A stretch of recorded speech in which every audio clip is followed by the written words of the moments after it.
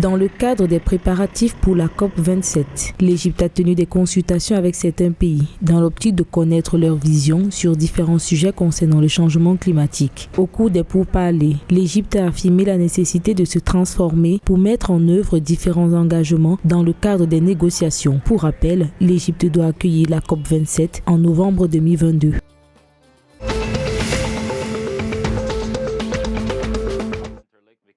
Afin de répondre aux aspirations de 2,5 millions d'électeurs libyens, plusieurs ambassadeurs ont exprimé leur soutien aux efforts de la conseillère spéciale de l'ONU pour la Libye, Stephanie Williams, des efforts qui ont pour but de faciliter des élections anticipées. Finalement, la présidentielle en Libye, initialement prévue le 24 décembre 2021, ne s'est pas déroulée le 24 janvier 2022 non plus et aucune date n'a pour le moment été définie.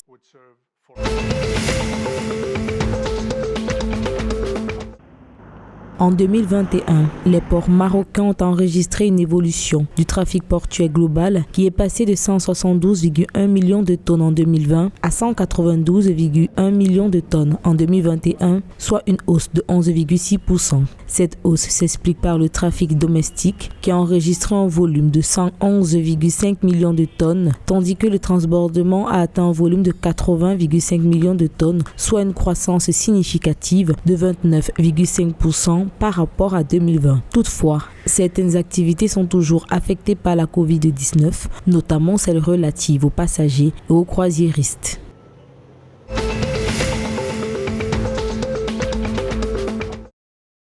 Selon des statistiques du Centre technique du textile en Tunisie, la balance commerciale du secteur textile-habillement a enregistré en 2021 une régression de 4,2 points tout en demeurant excédentaire à 125,2% contre 129,3% en 2020. La valeur des exportations du secteur a atteint 7 634 millions de dinars tunisiens en 2021, soit une augmentation de 12,84% et les importations ont atteint 6 098 millions de dinars tunisiens, soit une croissance de 16,22%.